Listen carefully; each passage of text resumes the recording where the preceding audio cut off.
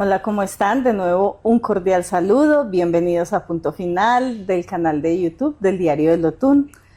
Hoy tengo el placer de presentarles al maestro Adrián Chamorro. Él está en Pereira con motivo de la semana de Bach.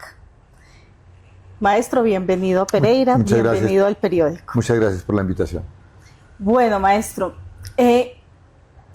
la música clásica tiene su nicho, obviamente, pero ¿cómo hace para persistir y a pesar de que siguen siendo tan poquitos y que tenemos tantas músicas ya del mundo, que la internet nos deja escuchar tanta cosa? ¿Por qué sigue existiendo? ¿Por qué se mantiene? ¿Y por qué hay esos entusiastas que la mantienen y gente como Ana López que se propone trabajar una semana para exaltar a este músico alemán? Yo creo que las manifestaciones artísticas de la historia de la humanidad, las que subsisten, son las que han logrado un altísimo grado de excelencia, grado de perfección. O sea, después de 2000 años seguimos admirando la escultura de Grecia y de Roma, y después de 3500 años seguimos admirando las pirámides de Egipto.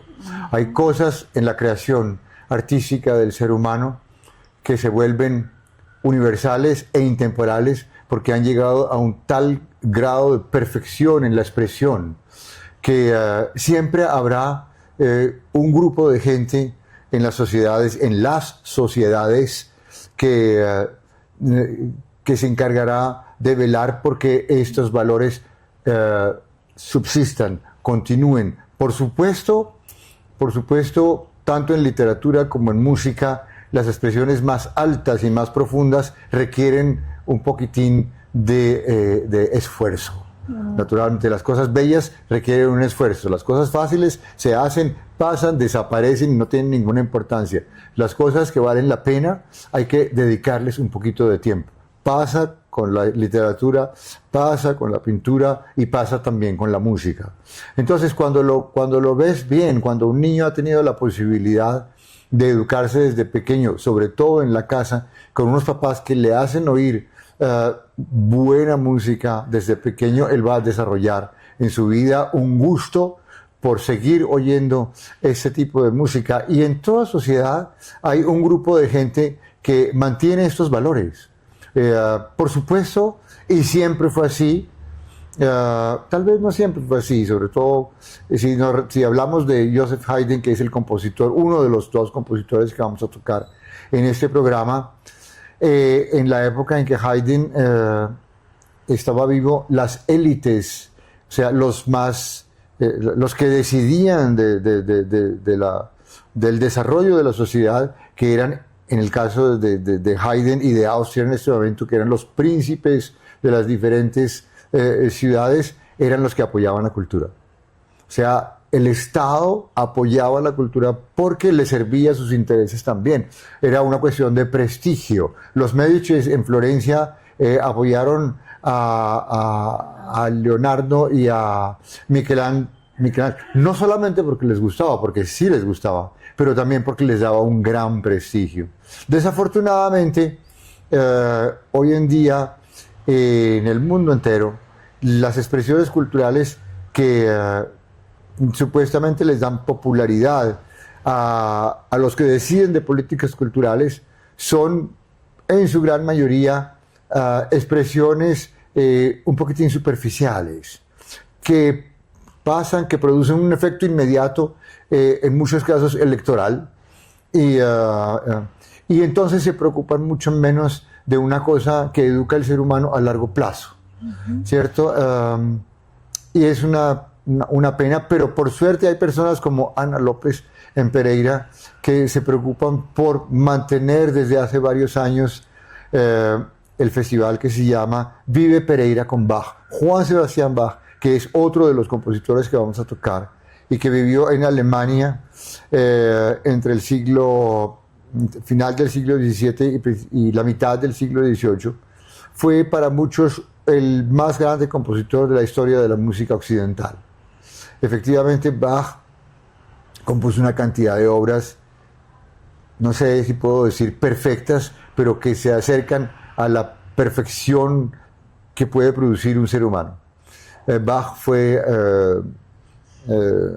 vivió en muchas ciudades, trabajó para muchos príncipes y para muchas ciudades, pero la última parte de su vida, desde 1723 hasta 1750, vivió en Leipzig, en Alemania Oriental, que era ya en esa época una ciudad muy importante culturalmente. Y su trabajo ahí consistía en escribir cantatas, o sea, obras musicales religiosas para los servicios de cada domingo en la iglesia de Santo Tomás, donde él era cantor, o sea, el que se ocupaba de la música, y en la otra bellísima iglesia de Leipzig, que es la iglesia de San Nicolás. Y hacía música en la una y en la otra. Escribió para estas iglesias obras mayores como la Pasión según San Juan y la Pasión según San Mateo, que son obras basadas en los evangelios de San Juan y San Mateo y que relatan la pasión de Cristo. La pasión está relatada por un evangelista, y entre el relato evangélico hay áreas que sirven para la meditación, son comentarios sobre la vida de Jesús, pero sobre todo la música es de una tal belleza que aunque no entiendas absolutamente nada de lo que se está diciendo porque es en alemán, la música te toca hasta lo más profundo. Yo tuve la suerte en mi vida de tocar en Medellín, donde yo vivía cuando tenía 14 años, la Pasión según San Juan, por primera vez en mi vida. Y recuerdo que salíamos de los conciertos, todo el mundo estaba llorando al final del concierto, todo el mundo, porque la emoción que produce es tan grande que no puedes no conmoverte con eso. Y por eso hay que mantener la conservación de estas obras artísticas, que son las mayores expresiones que ha tenido la humanidad. Hablo, por supuesto, de Occidente, porque en la China y en la India y en Japón son otras manifestaciones culturales. Aunque hay que decir que, por ejemplo, cuando vamos a tocar en Japón o en China, la calidad de escucha de los eso yo creo que en ninguna parte se oye la música con tanta reverencia y con tanto fervor como en Japón. Es una cosa impresionante. En Oriente en general. Y por eso ellos han logrado un tal nivel de excelencia en la interpretación de la música occidental. Es admirable porque no es la música de ellos. O sea, ellos, Bach, Haydn, Mozart, Beethoven, no tienen nada que ver con Japón. Y sin embargo, se han dedicado a estudiar esto de una manera tan disciplinada y tan profunda que hoy en día, en todos los concursos internacionales, más de la mitad de los concursantes son asiáticos. Taiwán, China, Corea y Japón. Es impresionante y el nivel es altísimo. Acaban de realizarse un concurso internacional de violín en Bogotá de muy alto nivel. Se presentaron 120 personas de todo el mundo. Se escogieron a 20 que vinieron a Bogotá a tocar. En la primera ronda tocaron los 20, 10 pasaron a la segunda ronda, y de esos 10 se escogieron a 3 que pasaron a la tercera ronda. El que ganó era un chino de 24 años, que todavía es estudiante en el Conservatorio de Shanghái. Imagínate. Es impresionante, y es simplemente por el amor, por esa expresión artística y sobre todo por la disciplina que tienen, porque he sabido, por ejemplo, que los que hacen gimnasia o circo en China, desde los que tienen 5 años, están trabajando 5 horas al día en eso. Es igual con el violín y el piano. Lang Lang, que es un pianista extraordinario chino, contaba que en China hay 50 millones de personas que estudian el piano, que tocan piano. Entonces, naturalmente, en 50 millones de personas tiene que haber 100 fabulosos. Es imposible, estadísticamente es imposible que no sea así. Sí, entonces, sí. Es muy difícil competir con gente que tiene una tal disciplina. Pero bueno, nosotros en nuestro medio tratamos también de implementar ese gusto por la excelencia, ese gusto por hacer las cosas bien, porque al final es más fácil hacer las cosas bien que hacerlas regular. Hacerlas regular te cuesta más esfuerzo y te cuesta, y sobre todo te deja una insatisfacción que a la larga no paga, no contribuye al desarrollo de tu personalidad. Yo vengo aquí a tratar de educar ese gusto en las personas con quien trabajo, porque esas personas que están tocando en ese grupo que ha organizado Ana López son todos profesores en las escuelas de música. O sea, cada uno de esas personas tiene a su cargo 10, 15, 20 niños que están aprendiendo la música, y lo que yo espero es que la información que yo les doy sea por ellos transmitida a esos niños, porque eso se multiplica y esos niños algún día pueden eventualmente transmitirlo a otros niños, y de eso se trata, si yo empleara una expresión religiosa, sería transmitir la buena palabra, ¿cierto? Crear el gusto en las personas por hacer las cosas bien al final. Y en ese sentido de hacer las cosas bien, ¿cómo hacer para que el festival de Bach crezca, se fortalezca? ¿A qué puertas tocar? ¿A quién decirle? O sea, ¿cómo hacer para que los pereiranos cobijen el festival y lo cuiden y siga Sí, su crecimiento? es una obra, es una empresa bien complicada, bien delicada, porque hay que convencer a los dirigentes de la ciudad, hay que convencer a los dirigentes del departamento, hay que convencer al rector de la universidad, al vicerrector, hay que convencer al Banco de la República, hay que convencer a muchas entidades de que una manifestación cultural de este nivel es muy importante para Pereira, porque durante el festival se hacen conciertos en muchos sitios de la ciudad, y eso toca el patrimonio de la ciudad, por un lado. Después, todas esas personas que vienen hacen mover en cierta forma la economía. En ese sentido es importante que el festival crezca, pero para que el festival crezca es fundamental el apoyo de las instituciones que tienen a su cargo el desarrollo cultural y cívico de la ciudad.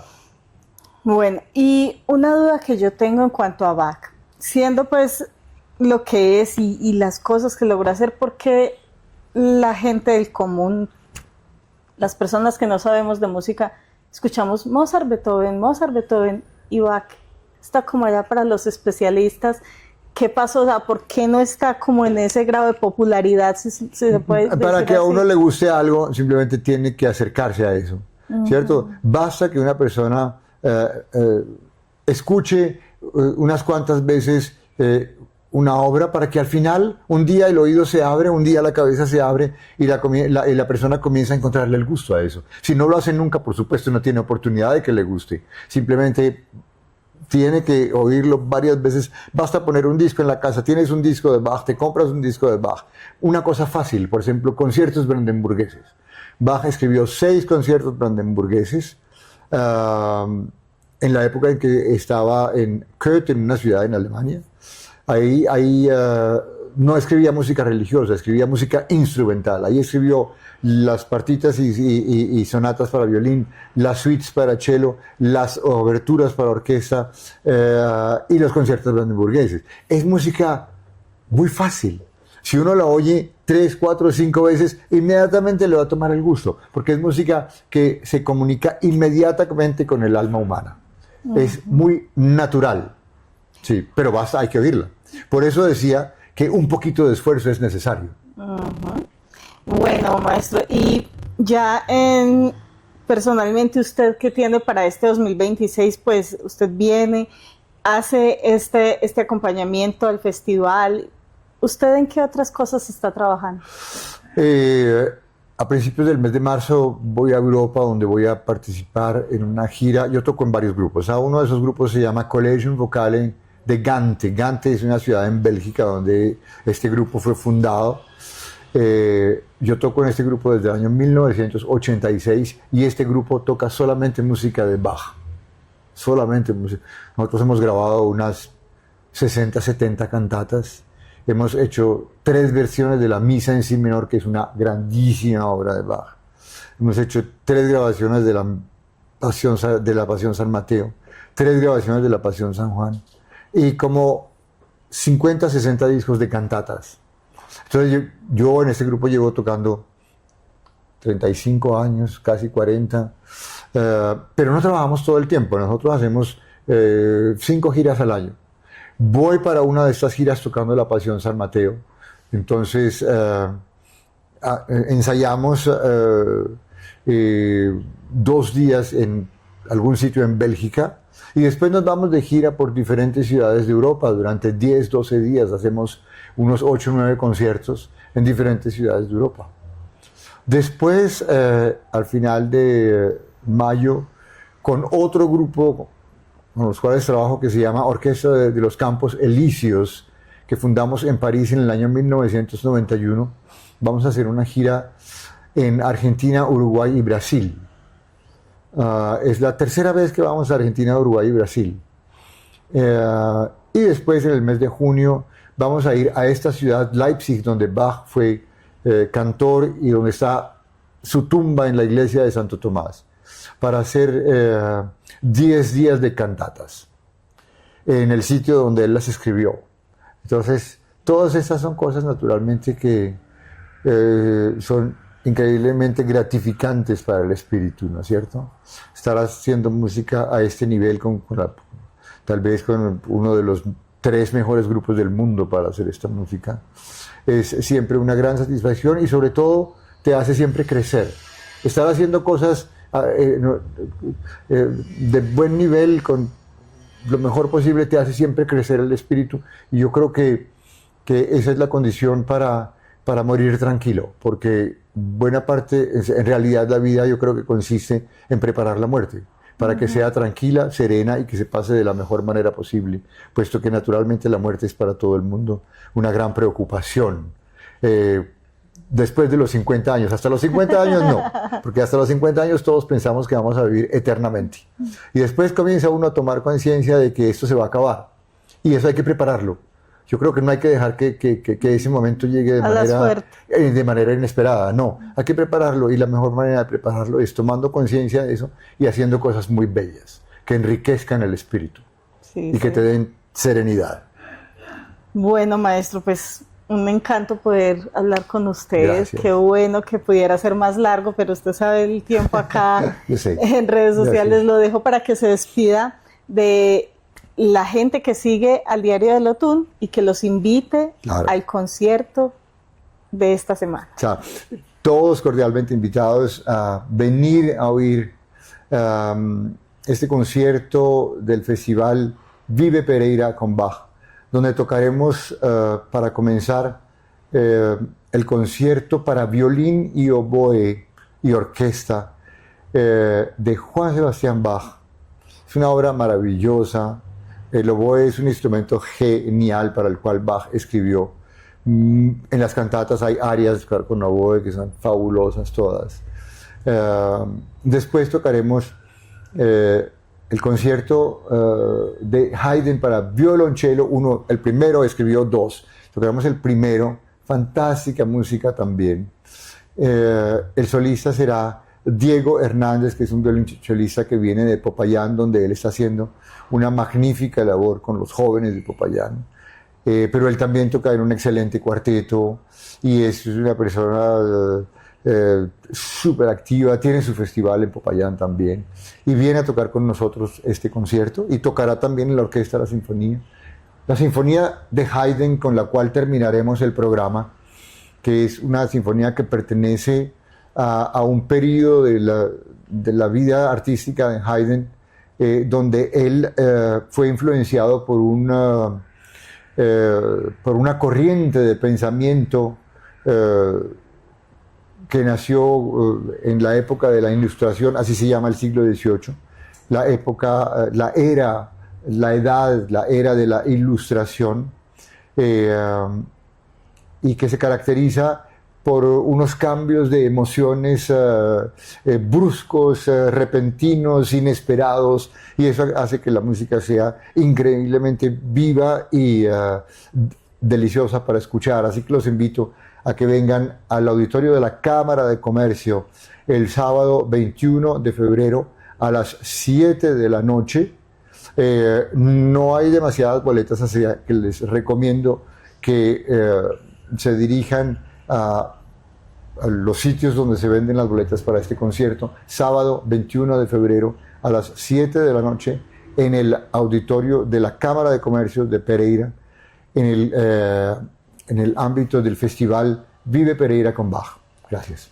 Gracias a usted, maestro, y a ustedes también el agradecimiento por estar tan pendientes del contenido, de las redes sociales. Recuerden leer el impreso y muchas gracias. Hablamos después.